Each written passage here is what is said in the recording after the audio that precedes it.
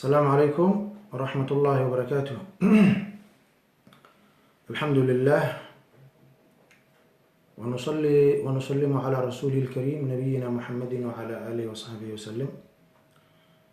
اللهم لا سهل إلا ما جعلته سهلا وأنت إذا شئت جعلت الحزن سهلا فسهل كل أمر عسير علينا يا رب العالمين. walaalayaal waan idin salaamayaa meel walba aad joogtiin soo dhawaada waa walaalkiin ciise cali sheekh axmed oo idinle galab wanaagsan wabaaraka allahu fiikum.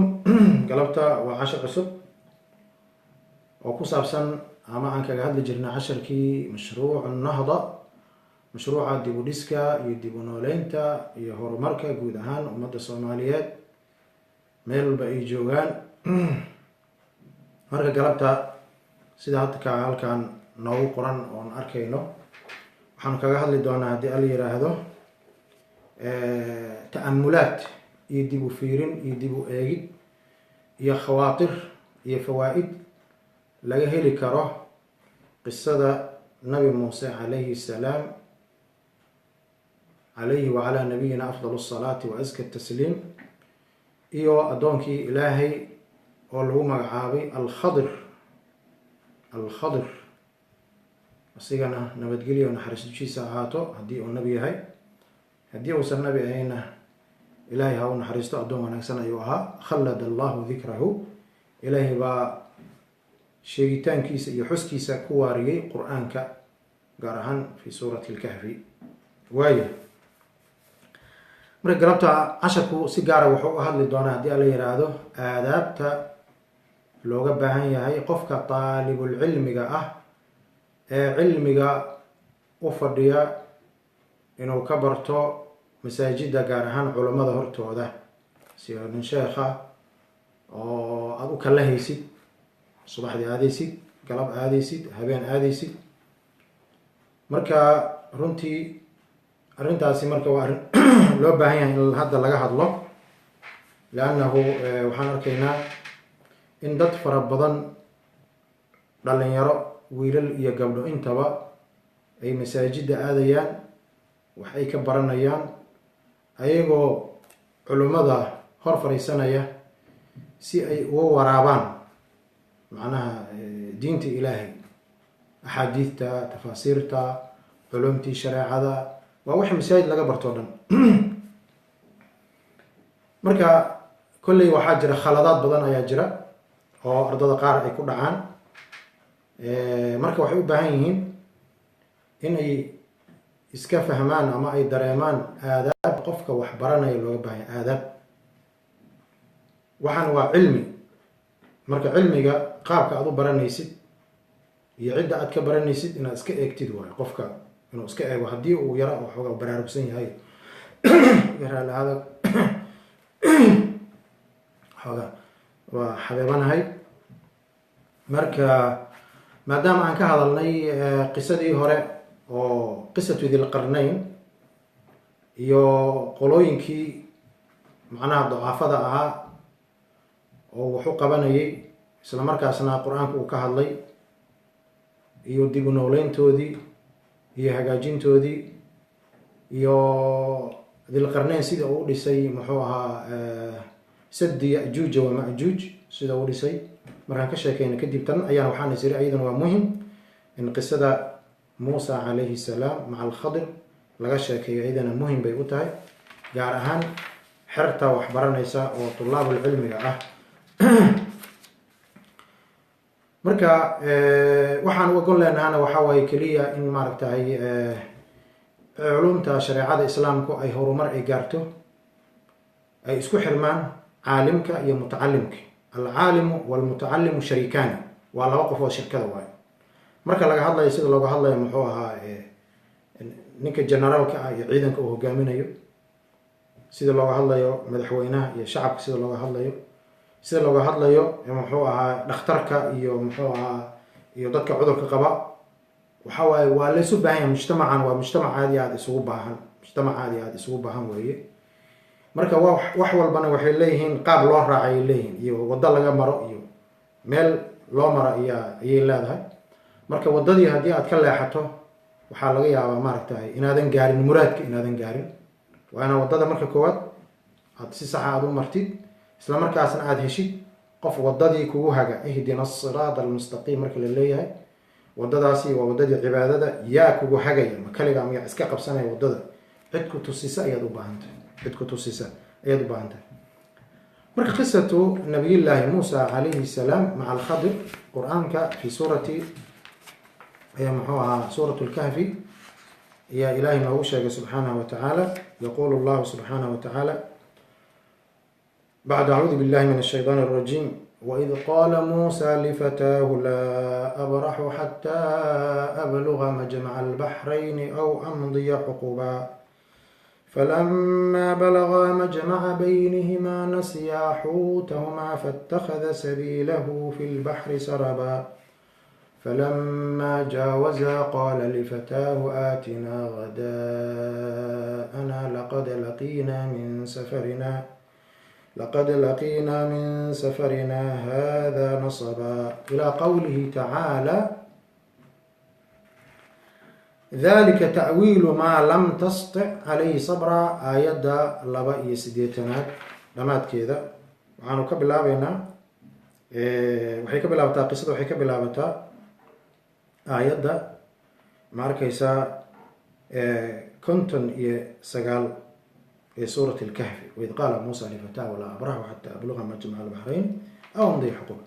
marka ma tafsiirinayno oo culimmada mashaa'ikhda ayaa tafsiirkooda si fiican u balbalaarinaya, laakiin anaga waxaanu dul istaagaynaa keliya ta'amulaad inaan xoogaa khawaadir yar iyo fawaa'id aan kasoo saarno quseeya qofka daalibulcilmiga ah quseeya.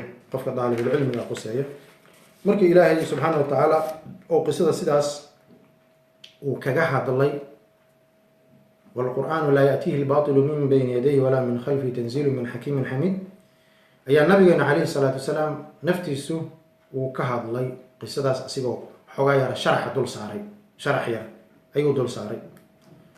qisatu muusa waalkhadr waradat fi saxiixayni can ubay bni kacb can rasuuli illaahi sala allahu calayhi wasalam annahu qaala ina muusa qaama khatiiban fi bani israa'iil fasu'ila ayu nnaasi aclam faqaala ana facatiba allahu caza wajalla calayhi id lam yarudda alcilma ilayhi faawxa allahu ilayhi ana lii cabdan bimajmaci albaxrayni huwa aclamu minka qaala muusa ya rabbi fakayfa lii bihi qaala ta'khudu xuutan fatajcaluhu fi miktal فحيثما فقدت الحوت فهو ثم فانطلق موسى ومعه فتاه يوشع بن نون حتى إذا أتيا الصخرة ووضعا رؤوسهما فناما واضطرب الحوت في المكتل فخرج منه فسقط في البحر فاتخذ سبيله في البحر سربا وأمسك الله عن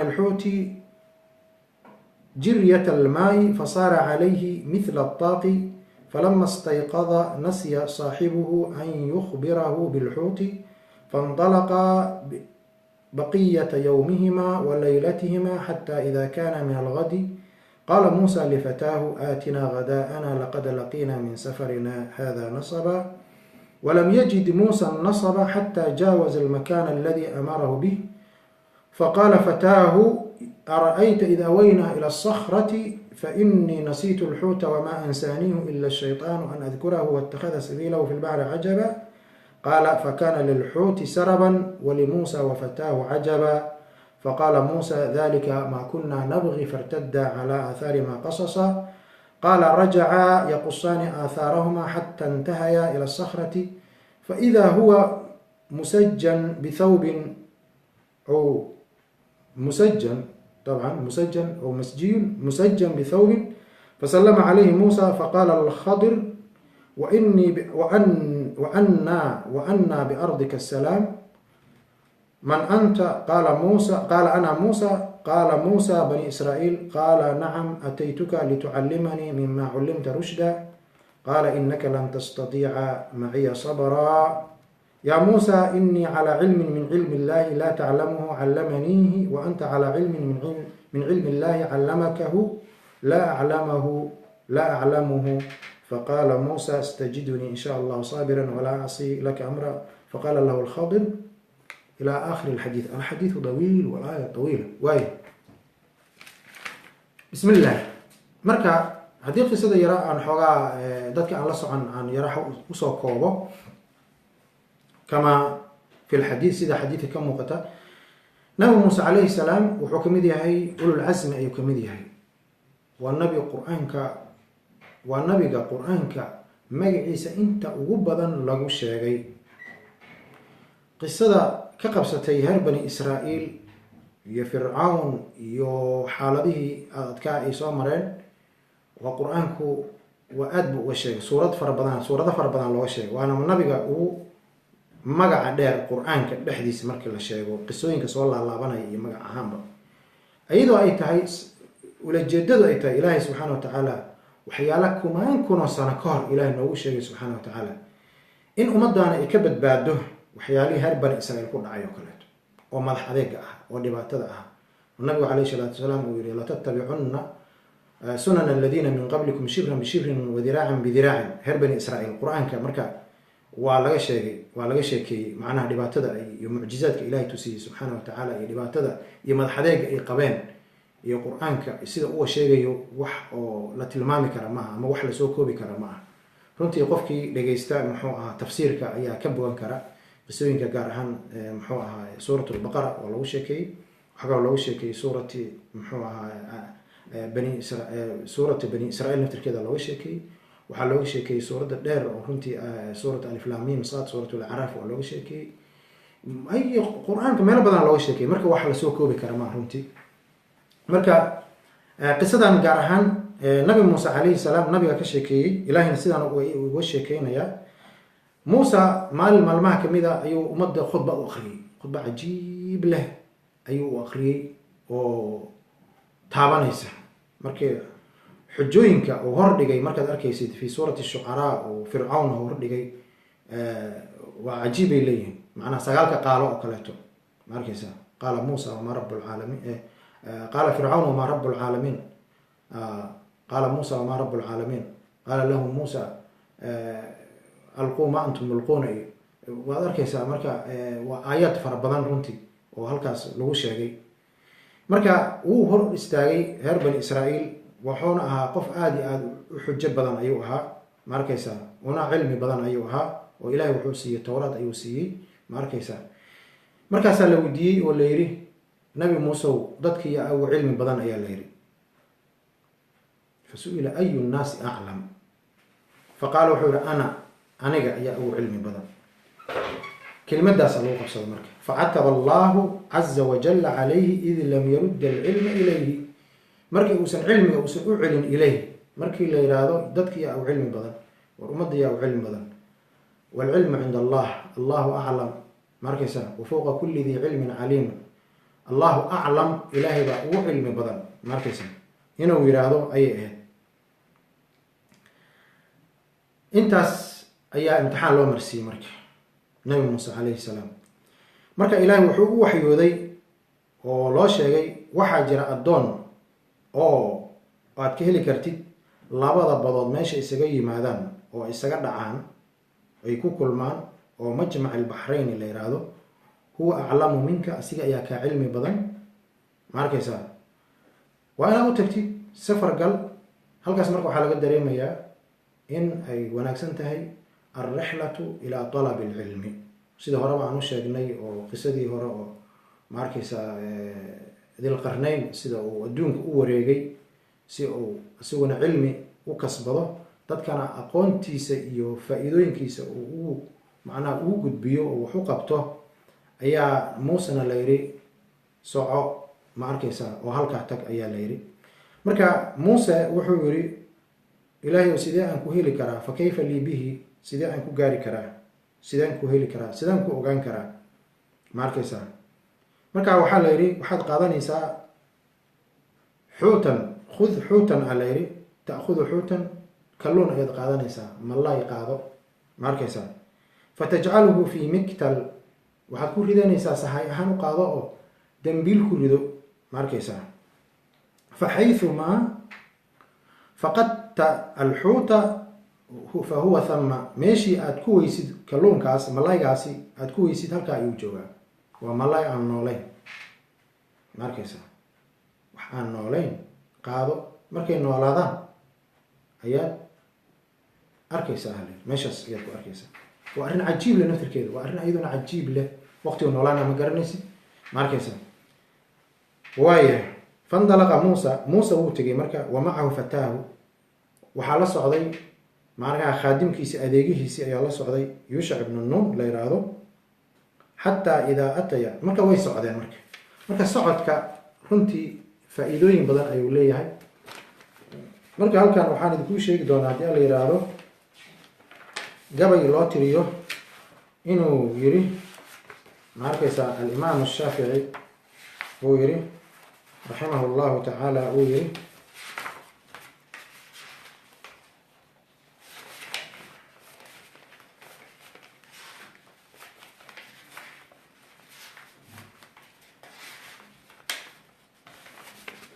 marka waxa waaye waa fawaaida uu leeyahay safarka uu leeyahay.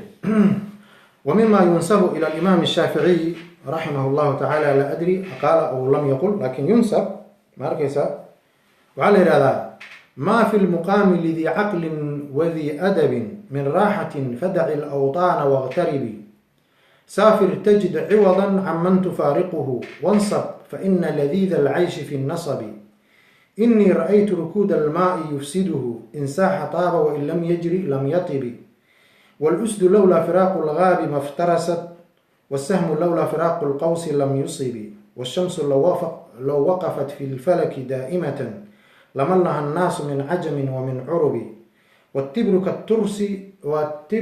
كالترب ملقا في أماكنه والعود في أرضه نوع من الحطب فإن تغرب هذا عز مطلبه وإن تغرب ذاك عز كالذهب.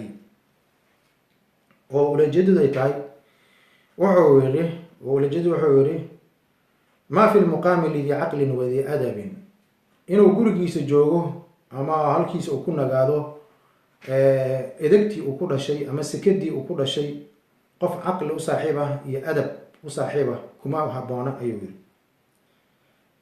marka min raaxatin inuu halkaa isaga raaxaysto fadaci awtaana waqtaribi wadanka ka tag qurba joog noqo iska qurba joog noqo macnaa qurba joog noqo lama jeedo wadan ka qax loolama jeedo macnaa cilmi baro saafir ilaa talabi ilcilmi weligeedna waa la safri jiray waxbarashadan iminka waa loo safraa qaar baa turkiya aada qaar baa hindiya aada qaar baa malaysia aada qaar baa yurub soo aadaya qaar baa meel kale aadaya qofka markaa wax baranaya ayaa loola jeedaa macnaha ama qofkii rixla saciida u socda safar wanaagsan u socda laakiin macnaha inaad iska baxdid oo macnaha badahii kule aatid loolama jeedo. waayo saafir ayuu yiri tajid ciwadan caman tufaariquhu, safar ayuu yiri ciddii aad ka tagtay ilaahay baa bedelkaasii doonee wax ka bedel fiican baad heli doontaa. wansab fa ina ladiida alcayshi fi nasabi, isdhib oo dhibaata kusoo gaarto nolosha mideeda dhadhan kale waxay ku jirtaa dhibaatadeeda. marka wuxuu yiri inni ra'aytu rukuud almaa yusiduhu, biyuhu haddii ay meel fadhiyaan oo warta ay isaga jiraan marka dambe way halaabaan oo way fasaadaan, way soo urayaan. laakiin biyuhu haddii ay shubmaan oo dhagxantii iyo macnaha wabiyadii iyo balliyadii iyo kuwo kaleeto ay isdhex yaacayaan oo sidaa ay isugu dhex yaacayaan, insaax markuu shubmo taaba biyuhu markay shubmayaan ayay wanaagsanaan, wa in lam yajri lam yatibi. ma arkaysa waa meesha la yiraahdo qulatayn, macnaha biyuhu markay qulatayn gaaraan ama biyuhu ay badan yihiin ama biyaha badda oo kaleeto marka biyo badad markii wax ku dhacaan ma fasaadayaan wata la yiraahdo. والأسد لولا فراق الغاب لما افترست, libaaxu haddii uusan bixi lahayn ma arkaysaa waxba sooma heleen, libaaxu markuu iska seexdo laakiin waxba heli maayo. والسهم لولا فراق القوس لم يصب, gamuunkan haddii aan lasii dayn lahayn inta la jiido macnaha wax kuma dhaceen waxba sooma gaarin. marka dhibaatada markii ama aad hilow markuu ku gaaro oo aad hilow aad u qabtid inaad wax baratid oo wax soo aragtid waa inaad baxdaa, taas ayuu kugu dhiirigelinayaa. والشمس لو وقفت في الفلك دائمة, qoraxda ama cadceeda haddii ay taagnaan lahayd samada bartamaheeda falaga daa'imatan lama laha الناس min cajamin وmin curubi, bini aadamka o dhan ayaa ka noogi lahaa.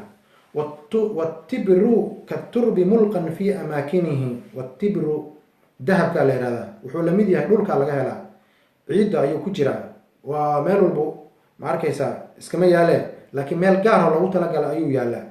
waalcuudu fi ardihi noocun, haddaan la raadin lahayn ma arkaysa cuud, alcuud alhindi iyo waxyaalaha riixaanta iyo waxyaalaha udgaya iyo haddii aan la raadin lahayn ma arkaysaa lama heleen. marka qof u baxda waa in la helo cilmiga barashadiisa, qof u baxa waa in la helo, waa in cilmi la barto, waa in marka runtii waxaa aad iyo aad haddaan waqtiyadan dambe waxaa jiray dhalinyarada soomaaliyeed masaajidada kuwa ku tixan.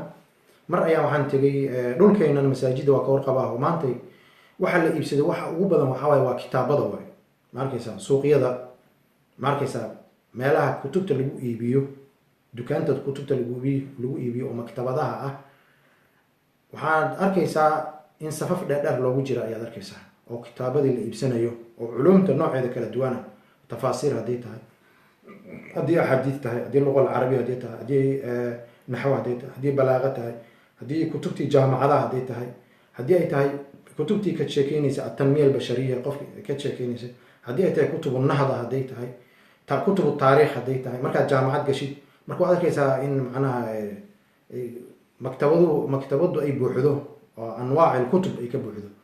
marka waxaa aad iyo aad ii farxad geliyey mar aan booqday magaalada Hargeysa xawaali 8 sano ka hor in aydan malayna masjidka Sheekh Calimataan, mise Calimataan baa la yiraahdaa, maktabad u dhow ayaan arkay oo saf loogu jiro oo wiilalii gabdhaba saf ay ugu jiraan ma arkaysaa. runtii aad baan ugu farxay oo aniga xataa saf baan galay oo kitaab baan rabay inaan ka iibsado. marka waxaan arkay ilaa 3 qof 4 qof inay ka shaqeynayaan maktabadaha. waxaad arkaysaa markaa sidii dukaantii. marka maanta waxaan ogaaday runtii masaajidda ku taala wadankii Soomaaliya gees walba macnaha wadankeena Soomaaliya, laakiin qurbaan hadda waxba laguma barto oo culimo arkimaysid oo dadka wax baraya iyo dad u heelan inay wax bartaan oo masaajidadii macnaha ma arkaysid cid wax ku baranayso oo diyaar u ah inay wax barato ama culimo fariisanayso wax baranayso dadka wax baraysa ma arkaysid. laakiin waxaad arkaysaa wadankii markaad aragtid magaalada Hargeysa oo kale imise masaajid baa ku taala, Muqdisho imise masaajid ku taala, Garowe, Boosaaso. waxaad arkaysaa muxaadarada ka sokow, muxaadaradu sideeda ma ogtahay waxa waaye sida culimada qaar ay yiraahdaan waxa la yiraahdaa muxaadara, waxa la yiraahdaa wacdi iyo hilib weydaba habeenku bari ay leeyihiin. wacdi iyo weyd ba habeen baa lagu bariyaa. marka wacdi iyo hilib weydaba meel ku geyn maayaan, laakiin barashadu waxay ku jirtaa asal ahaan in sheekh la hor fariisto oo cilmiga meeshii loogu talagala laga bilaabo min alifihi ilaa yaa'ihi ma arkaysaa, alif iyo ya waad arkaysaa naftirkaada, alif iyo ya ma arkaysaa. qur-aanku wuxuu leeyahay meel laga bilaabo ayuu leeyahay, meeluu ku dhamaadana wuu leeyahay. cilmigu meeluu ka bilaawdo ayuu leeyahay, laakiin meeluu ku dhamaado ma laha ma arkaysaa. marka qofkii marka safar gala ma arkaysaa, fa in taqarraba hada cazza matlabuhu. qofkaani haddii uu غريب هدو نقضو ودولكيس وكتغو ومال آدو علم وبرانيو وعلمي كدورانيو ماركيسا مركو سو لابتو عز مطلبه أسيغا يالا أكفر سنة أسيغا أيا مارتا وحلا ويدي سنة وحقيقة تاس قفكي جامعات كسو بحاقو قفكي دبدا وحبرشو آدا ياوك واقو هرادي صوماليدو ويلوغين جيرين ماركيسا نيو البودن كيسو وكتغي جير يماشي وكولش ماركيسا قاربا وحاريسن جيري قرآنك قاربا وحارسن جيرين فقهيga qaarba axaadiista waxay jireen ilaa dad baa waxay ku gaareen Masar baa lug lagu tagay ilaa iyo dhulka ardul xarameyn ayaa waxa lagu tagay markaas lug lagu tagi jiray. xaqiiqatan sidaas bay waa dadkii hore waa idan diyaarada jireen markay aysan jirin qofku soo meel walba u marayo markaysan saasi ahaan jirto. wa in taqarraba dhaka azzaka adh-dhahabi marka hadii uu gharib uu noqdo wuxuu noqonayaa mid la raadiyo aziz ah ayuu noqonayaa ka dhahabi dhahabka kale dhahabku meel kasta iska yaalo. marka runtii intaas waxay nooga filan tahay fawaa'idu tanaqul wa tirhal oo ah gabay loo tiriyo al-Imam Shafi'i. marka qisada oo al-Musa wal Khadir markaysa nabi Musa alayhi salaam wuu baxay asiga iyo adoonkiisi adoon yaan dhihine waxa waaye waa ninkii u adeegaya. fataahu waxaa waaye waa qof u adeegaya waaye, ma arkaysaa, ilaa ay ka gaaraan xataa idaa ataya asakra, markii meeshii loogu talagalay ay gaareen, hurda ayaa qabatay, way seexdeen.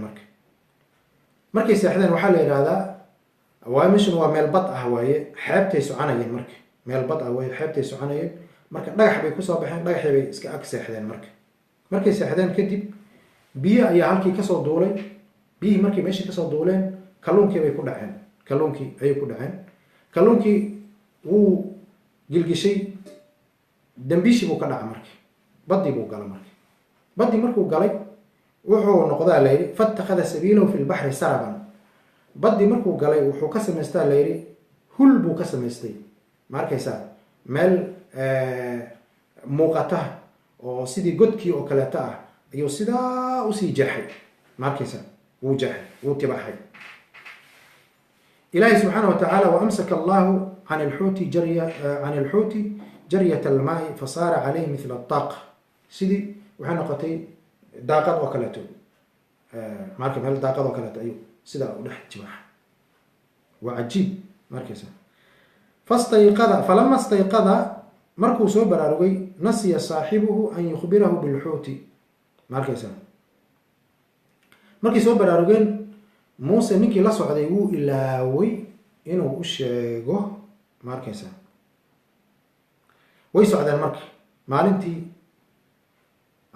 ayay socdeen iyo habeenkii, ilaa maalintii beri markay gaareen, maalintii dambe markay gaareen, muuse ayaa soo jeestay. ayuu wuxuu ku yidhi, ma arkaysaa, waa la halmaansiyey kulligood, baa la socdaaba. ma arkaysa inaysan gaarin bay moodaan. ma arkaysa qaala muusa lifataahu aatinaa hadaa'ana laqad laqiinaa min safarina hada nasara. cajiib. nasiy ayuu yihi qadadayna iyo cuntadayna nasiy. ma arkaysaa, safarkeena waxaan kala kulanay dhib ayaan kala kulanay. tacab, nasab, dhib waa dhib. iyo qofku markuu safro macnaha basaastii leh, macnaha dhibaato iyo macnaha oon iyo daal iyo ma arkaysa nasab wey. marka nabigu wuxuu yihi alayhi salatu wasalaam, nabiyuna maxamed wuxuu yihi alayhi salaatu wasalaam, walam yajid muusa nasaba xataa jaawaza almakaan aladi amarahu. makaankii intuu ka gudbo dhibaato muusan arkin, laakiin markuu makaankii uu gudbay ayuu dhibaato la kulmay. wiilkii baa soo jeestay, wuxuu yihi ara'ayta ida wayna ila asakrati fainii nasiitu lxuuta wama ansaaniihu ila shaydaanu an adkurahu waاtakhada sabiilahu fi lbaxri cajaba. ka waran ayuu yihi markii aan shalayto aan dhagaxii aan hoyanay ama aan ag seexanay, ma arkaysaa, halkaa ayaan kalluunkii aan ku halmaamay, shaydaanaan i almaansiiyey inaan kuu sheego, wadadiisina wuxuu ka samaystay cajab ayuu ka samaystay. qaala rajacaa fakaana lilxuuti saraban walimuusa wafataahu cajaban. kalluunkii wuxuu samaystay halkii ayuu hul ka samaystay, hul daaqad oo kaleeto ah oo biyii sidaa u dhex orday, iyadoo macnaha ilaa uu kasii libdhayo kaleeto. marka uu sii eegayo, laakiin ma uusan karin inuu sheego. marka muuse iyo wiilka la socday oo yuushac ah, cajab bay ku noqotay. marka cajab ayay ahayd. marka qisadu sideeda qiso cajib la way, qiso cajab la way, aad iyo aad la yaab u leh. faqaala muusa wuxuu yihi dalika maa kunaa nabqi fartadda calaa aathaarihima qasasa. wiilku ma ogeyn meeshaas in loo socdo, laakiin maadaama uu la socdo kan, markaysa qisada waa qiso cajiib leh runtii, oo arday na waa lagu tilmaami karaa, oo nabi la socda. ma arkaysa nabiga iyo la socda arday weeye. intaa u socotaa iyo goormaan gaaraynaa iyo halkeen u soconaa iyo ma uusan dhihin. ma arkaysa muusena uma uusan sheegin, laakiin waa la socday. marka wuxuu yihi waa meeshii aan u soconay u yihi. marka waa inaan dib u laabano. dib bay usoo laabteen ayagoo raadkoodii soo raacay ilaa halkii ay ka yimaadaan. rajacaa yaqusaani aathaarahuma xataa intahaya ila sakrati faidaa huwa ma arkaysaa faidaa huwa musajan bithawbin fasallama calayhi.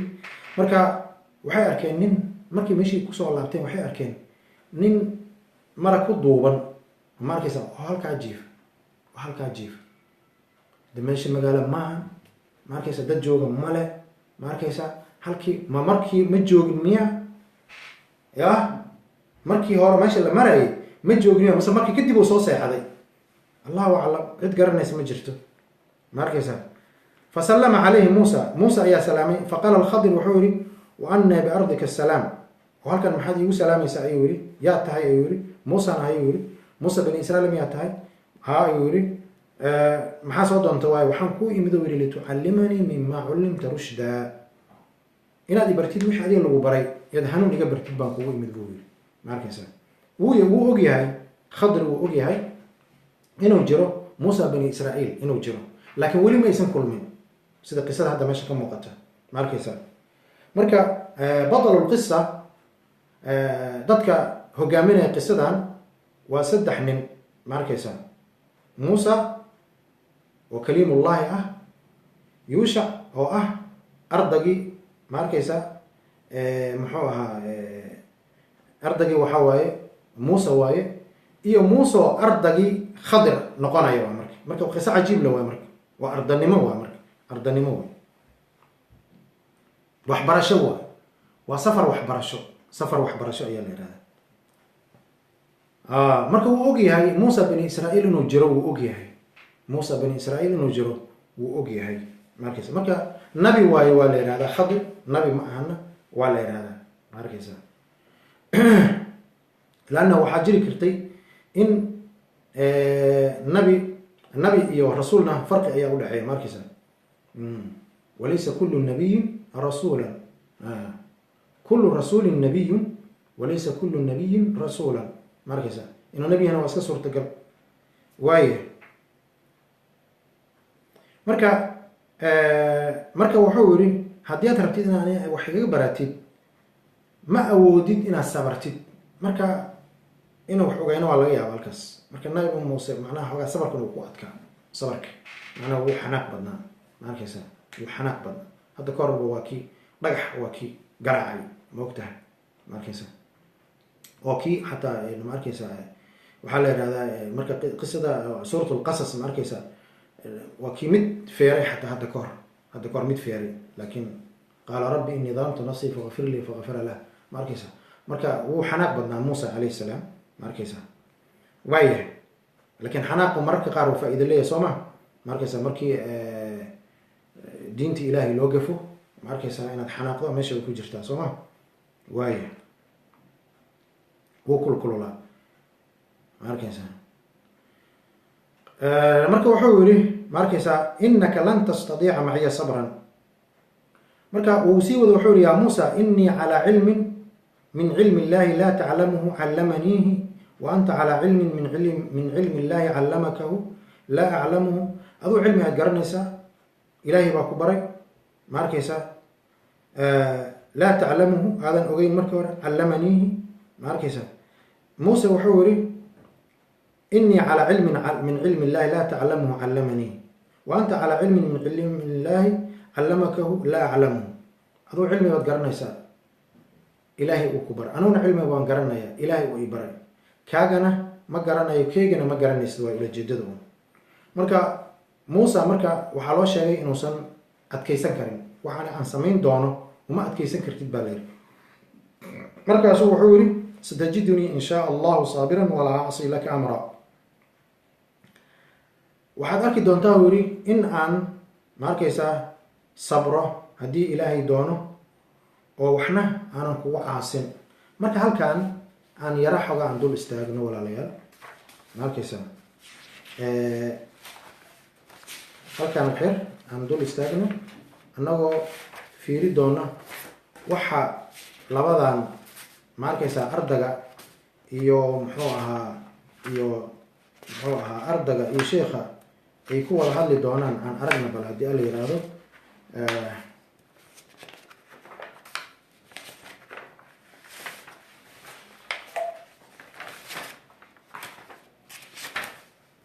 waaya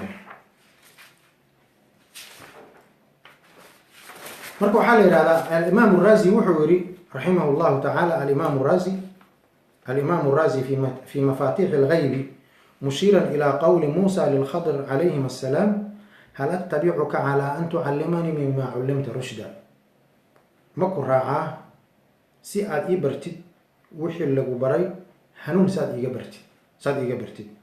marka halkan waxaan kasoo qaadanaynaa dhowr qodob ayaan kasoo qaadanaynaa oo ku saabsan aadaabta qofka daalibulcilmiga ah ee doonaya inuu qof sheekha wax ka barto. xaqiiqatan marka waxaa jira kitaabo, waxaa jira arrintaas aad iyo aad uga hadlaya oo xertu ay aqarsadaan. marka xerow marka la yidhaahna waa qof ku xiran, sheekh ku xiran, u kalahaya, ma arkaysa, u jarmaadaya, ku xiran inuu wax ka bartana doonaya, qofkaas ayaa la yidhahdaa. marka dadka qaar xernimada waxay u arkaan inay tahay ceeb, inay tahay u arkaan. dadka qaar waxay u arkaan maarata xernimadu inay tahay wax lagu sooreysto, wax cuntaa lagu raadiyo. markii ay maqlaan qof xera, markay maqlaan dad baaba yaqyaqsadaba, yaqyaqsibaaba kusoo haadaba, ma arkaysa. marka xernimadu waa midda ugu fiican way, waa midda ugu fiican way oo wax lagu barto. af soomaaligana in lagu ciyaaro ma ahan. xernimadu waa wax aad iyo aad u wanaagsan xaqiiqatan. marka loolama jeedo qof iska tacbaano oo la yidhaahdo qofkaan macnaha qof reer soomagala waaye. dadka qaar waxay yidhahdaan suufi uu noqday, magaca suufi la yidhahdana waa magac aad u fiican ayuu ahaayo. macnaha marka loolama jeedo qofka xerta ah waa qof jaamacad wax ka baranaya waa xer, qof iskuul wax ka baranaya waa xer, qofka masaajid wax ka baranaya waa xer. xernimadu marka waxaa waaye af soomaaliga markii la yidhaahdo waa inaad qof ag fariisatid, waxna aad ka baratid, intii muddo aad ku xiraatid weeyaan, ma arkaysa.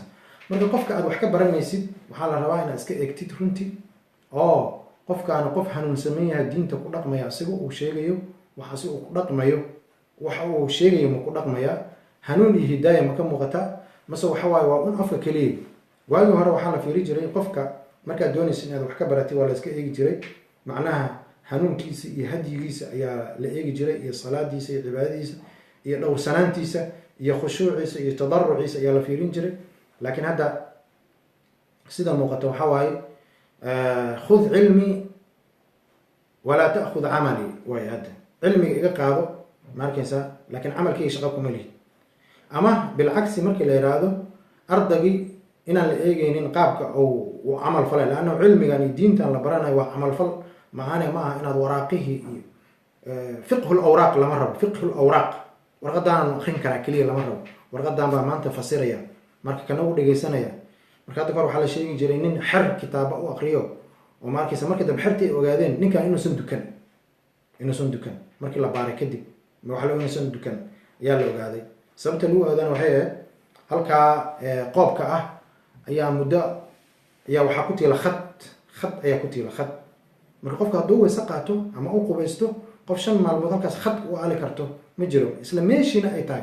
marka way ka shakiyeen xertii, ninkii bay ka shakiyeen. marka waxay ku arkeen halkaa qoobka inaan khadi uusan ka dhaqin, macnaa nin weyse qaataba ma ah, ma arkaysa. hadda waxaad arkaysaa dee maaragtahay qof aan weyse qaadanin ama aan diintiiba asu aan ku dhaqmaynin adiga wax kuu akriyo, dee mushkilad wey waayo. marka qofka aad wax ka baranaysa marka waxaa la rabaa inaad u jajabnaatid baa la rabaa. ulajeedadu waa midaas, inaad u jajabnaatid ayaa la doonaya, u jajabnaatid. xaqiiqatan waa sidaas.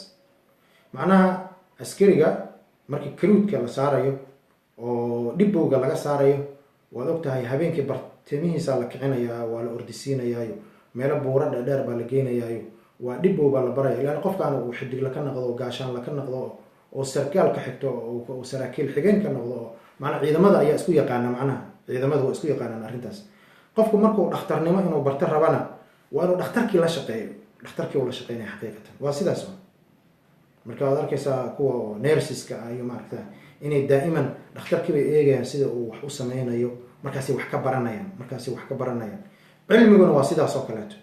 marka inaad sheekha aad ku dhinac orodid la dooni maayo, sheekha inaad ku dhinac orodid la dooni maayo, ma arkaysa. halkaas marka anigu waxaan ka qoray qoraallo badan ayaan ka qoray, kitaab baan ka diyaariyey.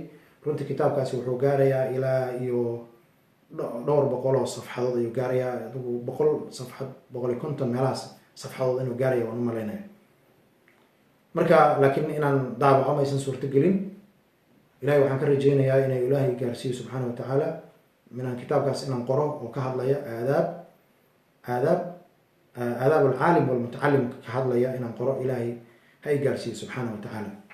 markaysa waaya marka alimaam الrazi wuxuu yihi markaysa hal attabicuka calى an tucalimanii mima culimta rushda wuxuu yihi iclam ana hadihi اlaayaat tadul calى ana musa raaca anwaca kahiira min alaadaab cindama araada an yatacalama min alkhadir markaysa aadaab fara badan ayuu ilaaliyey oo laga dareemayo markaysa kelimadan ah hal attabicuka calى an tucalimanii mima culimta rushdan markaysa atibaac ayaa la sheegay itibaac raacid xer makuu noqon karaa kow horta waxaa waay alistifhaam kow sheekha markaad u timaado sheekh kitaab baan rabaa inaad noo akriso kitaab ayaan rabaa inaad noo akriso waa dabcan waa sida jirta weeyaan masaajid tafsiir xadiid fiqh ay nooc markaysa marka inaan ku xirnaado ayaan rabaa marka waxaa fiican in ardayga iyo sheekhu ay shuruud wada galaan maanta hadda waxaa jirta marka mushkilaad ama aafaat lcilmi marka laga rabo in laga sheekeeyo waxaa waaye in sheikhu kitaab iska bilaabo qofka rabana uu ku texmo markaysa qofka kalena uu iska daayo ama ardaygu uu iska yimaado marna uu gooyo markaysa marna uu darsiga yimaado markaysa oo masaajidadan u badan marka arrintaas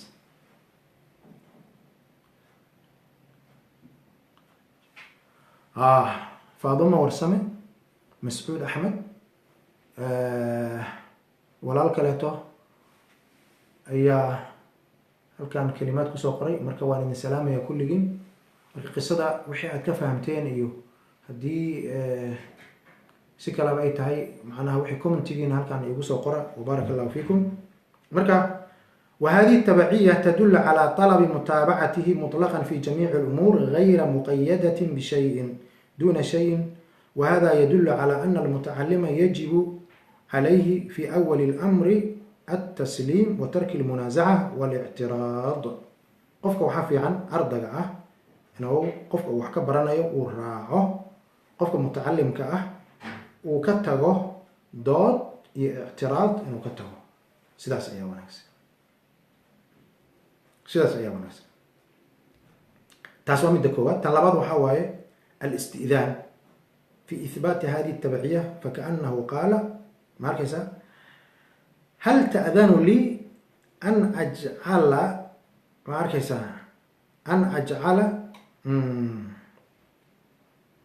an ajcala nafsii tabacan laka inaan naftaada ama naftayda aan kaaga dhigo mid raacaya adiga ku raacayo ma arkaysa ولا أطلب هذه على تلك المتابعة على التعليم شيئا وهذه مبالغة عظيمة في التواضع marka mutawaadic qofka waa inuu yahay mutawaadic markaysa u dareensan macnaha qofkan inuu wax ka dhuux markaysa wanaag uu ka helo marka waan arki doonaa marka runtii marka laga hadlayo arrimahaas markaysa hadda zamankan maba taagnaba runtii waxaan ka hadlaya marka dadka qaar waxay leeyihiin wadaadkan waxaa waaye waagii hore nin nool waayo hadeertaan waxaa waaye de cilmi baa la gaarayo technolojiyada la gaarayo youtube baa la gaarayo internet baa la gaaranayo lifekan baa wax ka baranayayo sheikha markaan rabana waanu tegaya markaan raba waa la doodaya waxaan rabaan ku sameynaya marka aniga ayaa macnaha kheyra baa dadku waa siman yihiin macnaha qofka macaabudaya dad baa saas kule marka macaabudaya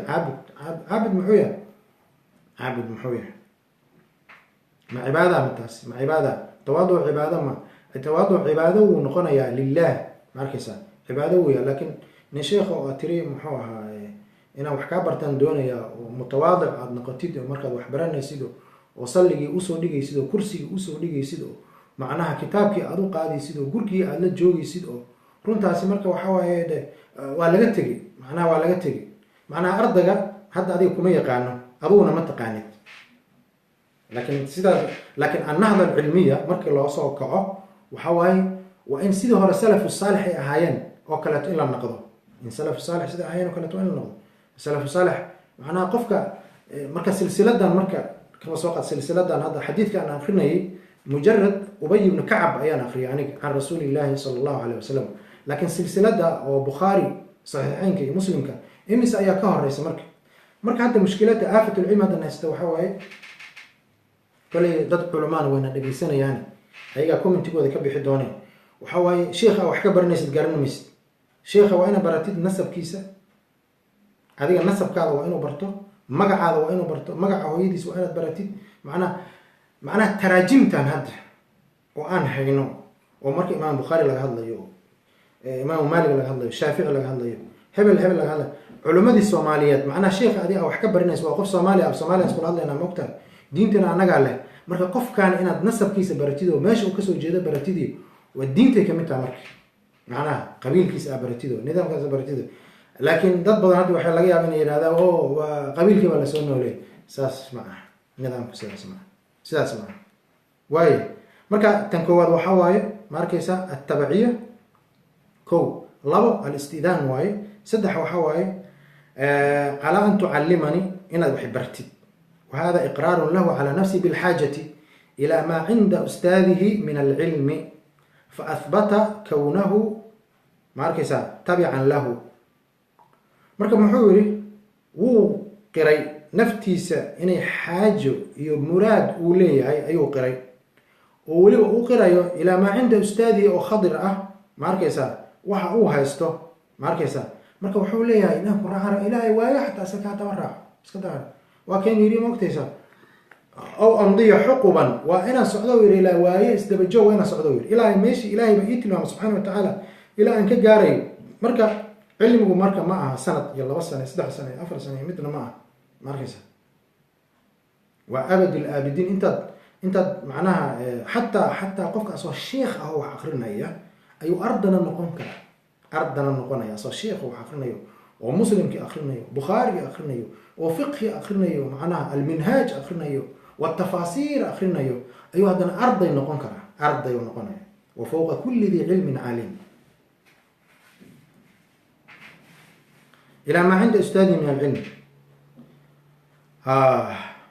مركا وحوكد البي المتابعة ماركيسا كدبنا أن يعلمه ماركيسا مركا هذا وحور حتى هذا دوني حتى وانكو أديق يوال لأن هذا ماشان أديق باك سعودة صوما يوشع باب الله سعودة موسى عليه السلام ماركيسا يوشع يا موسى الله سعودة ماركيسا تنفرد مركا وحواي مما علمت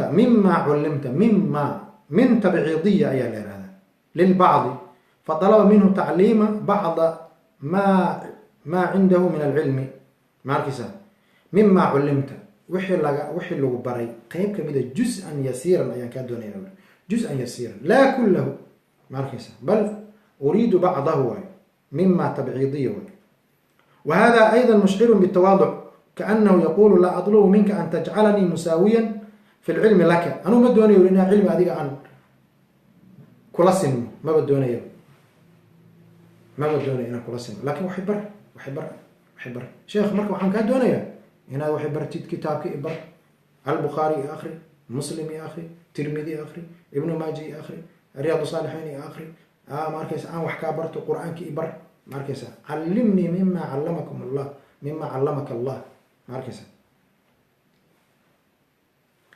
أطلب منك أن تعطيني جزءا من أجزاء علمك كما يطلب الفقير من الغني أن يدفع إليه جزءا من أجزاء ماله قف ما أنت بريوتنا يهدوكو يمادو ماركيسا وحوكا دوني وحونا ناسيس بقول السي انت كان اسكر رابو بقول السي متواضع ماركيسا ماركيسا تنشنات مركو وحاواي مما علمت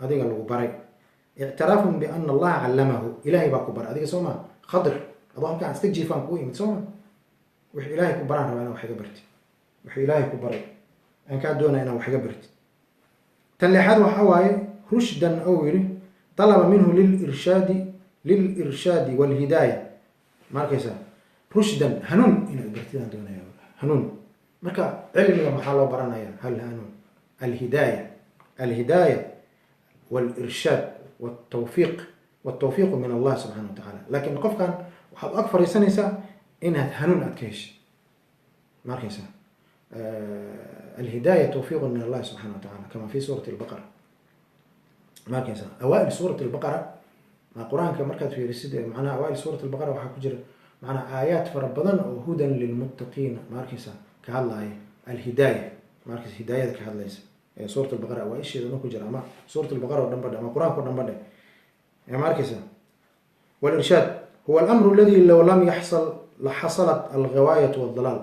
هدي قف وسن هنوني هداية وسن هلين وحاوب الدلسة الضلال والغواية باضي ماركيسا وحرمه إلهي لما ينقل أنه وحوى الضلال وهي تنتظبات مركة وحوى أن قوله على أن تعلمني مما علمت معناه أنه طلب منه أن يعامله بمثل ما عامله الله به، وفيه إشعار بأنه يكون إنعامك علي من عند هذا التعليم ماركيسا شبيها بإنعام الله تعالى عليك في هذا التعليم.